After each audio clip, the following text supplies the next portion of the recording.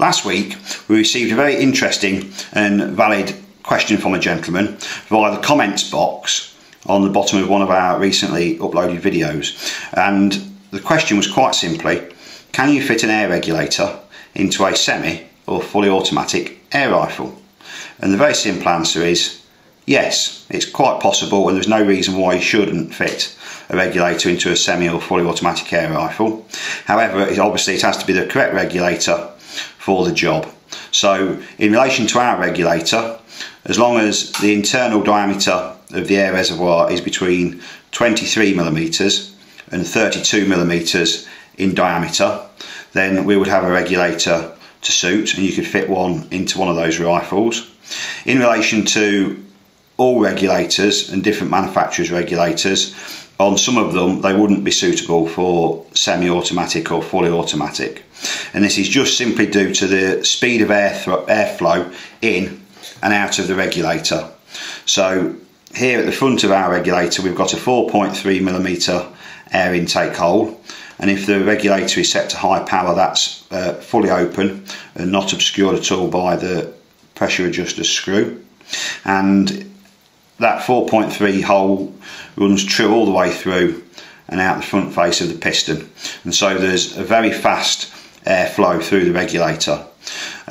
So the regulator can actually operate far faster than you're ever going to have a fully automatic air rifle running at, because if you think about it, unhindered air, which isn't pushing a pellet out of a barrel, is travelling at around, I think, about 1700 feet per second, and so the distance which that air has got to travel is only about the distance, that sort of distance there, and it's unhindered, 43mm long, 4.3mm diameter hole. And so when you take that into consideration against your airgun pellet and how far that's got to travel up the barrel, or how far the pellet has to travel before it dumps some air into the automatic recock mechanism of the rifle, and how fast the recock mechanism then fires forwards, the speed of the regulator oscillating back and forward is way in excess of that. So that would be quite simple to fit a regulator similar to ours, or one of ours, into a semi or fully automatic air rifle. Now, the reason I say this isn't the case with all regulators, because even though air is moving excessively fast, and even through the smallest of gaps the refill time of a regulator is pretty quick, you couldn't do it with all regulators. So we'll just explain why. Well, I'll just quickly recap. We've got a 4.3mm intake, and then a short straight tube to the output hole on the front of the piston. So that's a very quick and easy route for the air to go through. Now, if you take that in relation to other regulators, and we've chosen this BSA regulator for the reason that it's not another retrofit manufacturer's, because I don't want people to think I'm putting down other people's products. So we've chose this BSA because it only fits in their BSA and they don't market it for anything else. But I'll give an example why you couldn't fit a regulator of a similar design into a semi or fully automatic air rifle. So hopefully I'm going to zoom the camera in so we can get a bit better close up for what I'm going to talk about. So, as we just spoke about with our regulator, the speed at which the air passes through the regulator and fills up the outlet valve chamber, and this speed is exceptionally quick, far quicker than a semi or fully automatic air rifle operates. However, this isn't the case with all regulators, and some actually have a measurable refill time.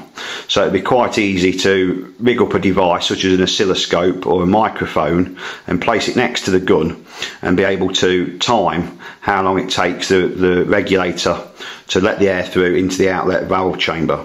Now, this is a BSA regulator, and in the past we've made some regulators of a similar design to this, and it was possible to hear the regulator letting the air through into the outlet valve chamber, and people with a few BSAs and some of these regulators that we manufactured said they sound very similar to an old-fashioned 35mm electric camera wind on.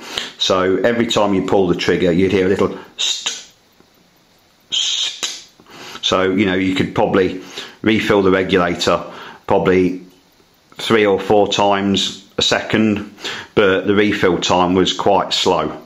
So this is the reason why it would be not possible or a bad idea to try and get a regulator with a similar design in a semi or fully automatic air rifle. So here on the BSA, the initial air intake from this, which is the high pressure side, is through these 2 little gaps.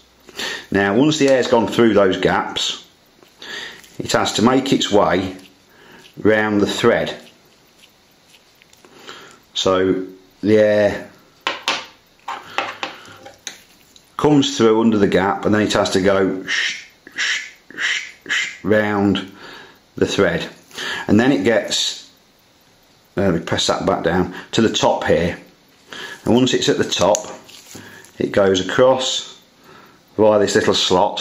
Hopefully you can see that, and then there's a very small screw, and again the air then has to pass around the thread of this small screw, which obviously isn't a very big air gap whatsoever. So if we take this component out, you can't see down there sadly, but that screw screws in fairly tight up until where the thread stops.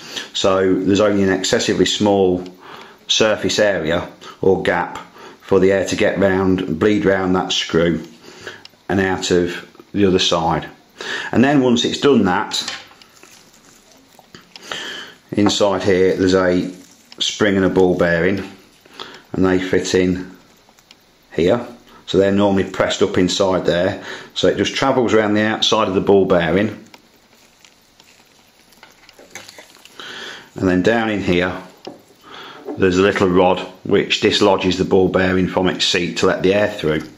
So if we turn it round, the air then comes out of the regulator, if I can see the exact spot, but it comes out under this thread down here. So if we unscrew this component,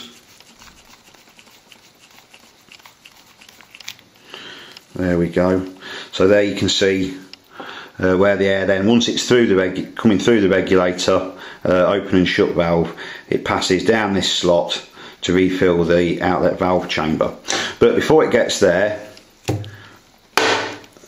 oops, come on, you've got this little rod. So this is the little rod which lifts the ball bearing off of its rubber seat. Now as you can see, hopefully down inside there, there's quite a small hole where the air passes through, except that's not the full size because this rod is an exceptionally good fit.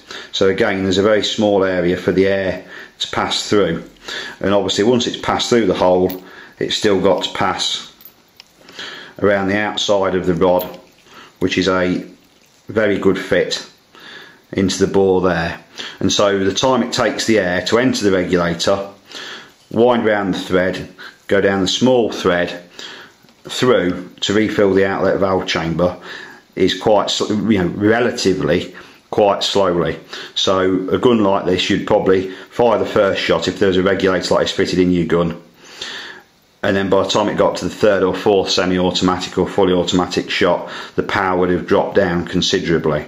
And so if you are looking to fit a regulator into a PCP air rifle, you need to look at the speed of the airflow through the regulator. So as a bit of a sales pitch, you could always fit one of ours because there is a large air intake and straight through port. Or if you don't want to fit one of ours, then you need to be looking for another regulator with a similar throughput of air, something that's got a straight through tube, a large intake and a large outlet hole, and that's what you require.